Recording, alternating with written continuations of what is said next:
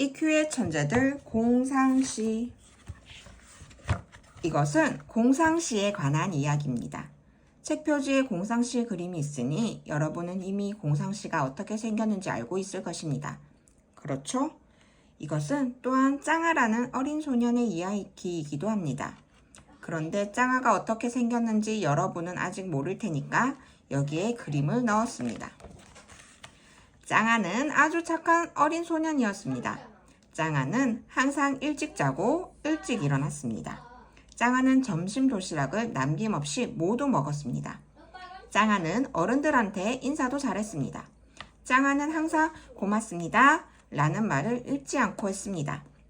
하지만 짱아는 공상가였습니다. 무엇인가를 생각해야 할 때 짱아는 항상 다른 엉뚱한 것을 생각하곤 했습니다. 공상을 했습니다. 어느 날 짱아는 학교에 있었습니다. 짱아는 책상에 앉아 선생님이 가르쳐주는 역사 이야기를 듣고 있었습니다. 짱아의 자리는 교실의 맨 뒤쪽, 그것도 열린 창문 바로 옆이었습니다. 하지만 날씨가 아주 따뜻했기 때문에 짱아는 그 창가의 자리가 좋았습니다. 무심코 창문 밖을 내다보고 있는 짱아의 눈에 뭔가 이상한 것이 보였습니다. 그것은 학교 운동장 옆 잔디밭에 있었습니다. 그것은 푸른색을 띠고 있었습니다. 그것은 작고 구름처럼 생긴 사람이었습니다. 짱아는 자기 눈을 의심했습니다. 그런데 그 사람은 짱아를 향해 미소를 지으며 손까지 흔드는 것이 아니겠어요? 짱아는 이야기를 계속하고 있는 선생님을 한번 바라보았습니다. 그리고 그는 아주 조용히 일어나서 열린 창문 밖으로 빠져나갔습니다. 짱아는 잔디밭이 구름처럼 생긴 이상한 생김새의 그 사람에게 다가갔습니다. 안녕하세요? 아저씨는 누구세요? 하고 짱아가 그 사람에게 말을 걸었습니다. 난 공상시라고 한단다. 구름처럼 생긴 사람이 대답했습니다. 아, 그러세요? 짱아는 눈을 반짝이며 반가워했습니다. 내 이름은 뭐지? 공상시가 물었습니다. 짱아예요. 짱아가 대답했습니다. 난 모험을 하러 가는 중인데 너도 따라가지 않겠니? 공상시가 물었습니다. 그래요? 제발 저도 데려가 주세요. 짱아가 발딱 뛰며 대답했습니다. 좋아, 그럼 같이 가자. 하고 공상시는 입에 두 손가락을 집어넣어 짱아가 지금까지 한 번도 들어본 적이 없는 크고 이상한 소리로 휘바람을 불었습니다. 그러자 난데없이 어디선가 아주 거대한 새 한 마리가 하늘에 나타나더니 짱아와 공상시 곁으로 내려앉았습니다. 저 터져! 공상시가 짱아에게 말하며 먼저 새의 등에 올라탔습니다. 짱아도 따라서 올라탔습니다. 어마어마하게 큰 새였으므로 두 사람이 타고도 자리가 남았습니다. 꼭 잡아! 하고 공상시가 말했습니다. 짱아는 공상시의 뒤를 꼭 붙잡았습니다. 거대한 새가 날개를 펄럭이며 솟아오르자 어느새 그들은 하늘 높이 날고 있었습니다. 그들은 점점 더 빨리 날았습니다. 공상시와 짱아는 들판과 농장과 도시와 언덕과 숲과 골짜기 위를 날아서 짱아의 학교로부터 아주 멀리 날아갔습니다.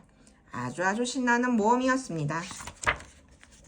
공상시가 짱아를 뒤돌아보며 싱긋 웃었습니다. 아프리카에 가보고 싶지 않니? 공상시가 외쳤습니다. 예, 가고 싶어요. 짱아가 기쁘게 대답했습니다. 그들은 굉장히 빠르게 날고 있었으므로 짱아는 더욱 꼭 붙잡았습니다.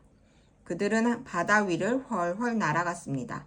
갑자기 그들 밑에 아프리카가 나타났습니다. 거대한 새는 정글 가운데의 빈 곳에 사뿐히 내려앉았습니다. 공상시와 짱아는 새의 등에서 내렸습니다. 날씨가 매우 더웠습니다. 가자! 우리 탐험하러 가자! 하고 공상시가 말했습니다. 그래서 그들은 정글을 헤치며 출발했습니다. 갑자기 그들은 코끼리를 만났습니다. 안녕하세요, 공상씨. 코끼리가 나팔 부는 소리로 인사했습니다. 태워다 드릴까요? 코끼리가 코를 내려뜨리며 말했습니다. 응, 부탁해. 하고 공상시가 대답하자 코끼리는 코로 공상시를 감아 올려 등에 태웠습니다. 그리고 다시 코로 짱아를 감아 올려 등에 태웠습니다. 코끼리 등은 아주 높았습니다. 코끼리는 정글을 지나 강이 있는 곳까지 그들을 데려다 주었습니다. 코끼리는 거기서 두 사람을 내려주고 작별 인사를 하고는 정글로 되돌아갔습니다. 강을 어떻게 건너지요? 하고 짱아가 공상씨에게 물었습니다. 그런 거라면 저한테 부탁하면 되지 않겠어요? 하고 어디선가 시근덕거리는 목소리가 들려왔습니다. 소리 나는 쪽을 보니 강 위에 악어 한 마리가 나타났습니다. 내 등에 타시라고요 하고 악어가 말했습니다. 짱아와 공상씨는 악어의 등에 올라탔습니다. 클클클. 강을 절반쯤 건넜을 때 갑자기 악어가 이를 드러내며 기분 나쁜 소리로 웃는 게 아니겠어요? 그리고 꼬리를 뿌리치듯 세차게 흔들어 짱아와 공상씨를 공중으로 휙 던져버렸습니다. 그러고는 그 거대한 입을 쩍 벌리고 두 사람이 떨어지기를 기다렸습니다. 아, 너무나 끔찍한 순간이었습니다. 엄마! 짱아는 악어의 길고 날카로운 이빨들을 보며 소리를 질렀습니다. 으악, 살려줘요! 짱아는 쩍 벌어진 악어의 입속을 향해 떨어지며 외쳤습니다. 짱아와 함께 공중에 떠있던 공상씨는 두 손가락을 입에 넣어 아주 크고 이상한 소리로 휘바람을 불었습니다. 그러자 악어 입속으로 두 사람이 떨어지려는 순간 갑자기 그 거대한 새가 하늘에 나타났습니다. 공상씨와 짱아는 새의 등으로 떨어졌습니다. 휴 하고 짱아가 안도의 숨을 내쉬었습니다. 제기랄 하고 악어가 투덜거렸습니다. 이런 게 바로 모험이란다 하고 공상씨가 싱긋 웃었습니다. 정말 그렇군요. 짱아도 생긋 웃었습니다.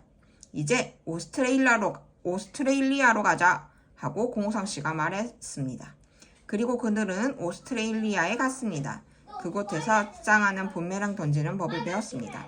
붐메랑은 잘 던지면 날아갔다가 다시 던진 사람한테 돌아오는 놀이기구입니다. 이제 북극으로 가자 하고 공상씨가 말했습니다. 그리고 그들은 거기에 갔습니다. 그곳에서 공상씨는 눈더미 속에 허리까지 파묻혔습니다. 이제 서부의 황야로 가자 하고 공상씨가 말했습니다. 그리고 그들은 거기에 갔습니다. 그곳에서 공상씨는 거대한 카우보이 모자를 샀습니다.